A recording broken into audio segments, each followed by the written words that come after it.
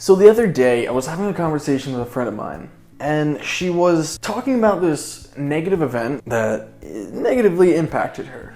And I was trying to sympathize with her.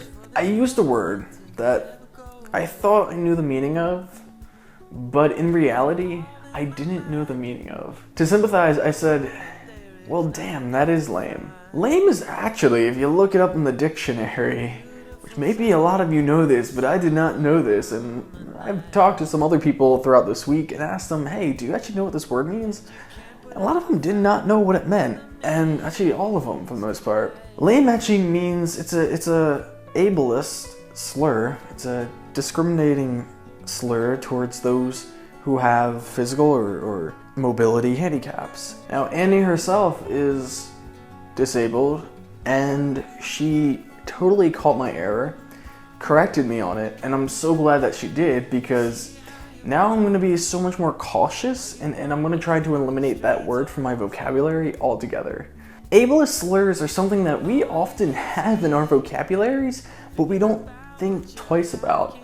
Words like crazy, stupid, idiotic, moronic, the list goes on. In fact, it's happened to me a few times. I've been sort of not necessarily targeted. When people use these words, they're not usually trying to be discriminating or offensive. It's just sort of in their vocabulary, and they're using words that they honestly don't know the origins or even definitions of. So let's take my disability, for example. I'm legally blind, so when I'm with a new group of people, oftentimes I'm not always going to just say that I'm legally blind or visually impaired right away. I kind of wait for the right moment, the right situation, and oftentimes, or if I do something or react to something in a way that is sort of unusual compared to everyone else on a visual standpoint, a stranger or someone who I'm just sort of getting acquainted with will say something along the lines of, "What, are you blind?" And as a matter of fact, yes. Yes, I am blind. It's time for the talk. And it's like, they don't mean it like that. They're joking around, but that's the thing. Look, political correctness, that's a topic of itself, but you should know what the definitions of words are before you use them. And otherwise, you're going to make yourself look bad. You're gonna see, I didn't say dumb or stupid because that's not right, and I'm trying to eliminate those from my vocabulary. There's so many other words. English language is huge. It's a little weird. It's very, very, very weird, and words are misused all the time, and there's so many discriminating words. I mean, there's discriminating words in every language, and those come from people targeting a certain group of people, whether it's a minority or a majority, and it comes from hatred.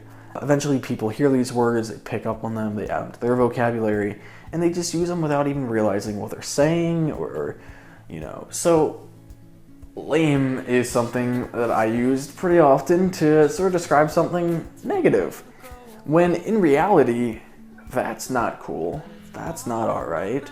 You shouldn't be using the word lame, you shouldn't be using stupid, wacko. There's so many that you should sort of just be aware about, and I'll have resources and links in the description down below. But basically what this video is about is think before you say something.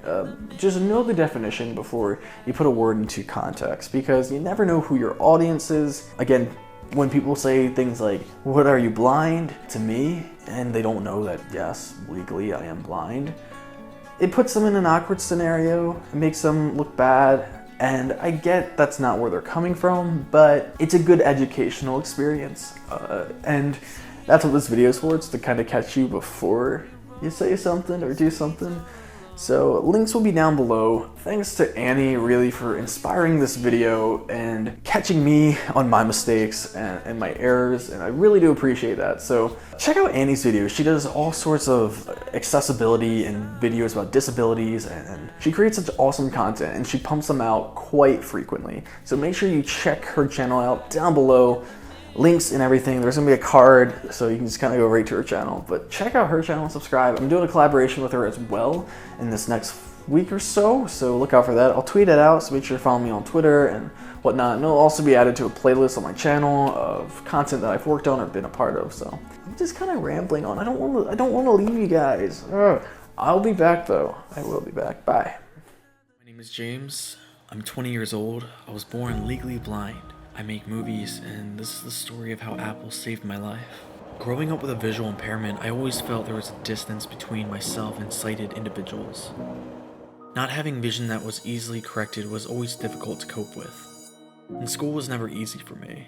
Being even subtly different in appearance made you a target for harassment. But when you add all the magnified papers and unusual tools,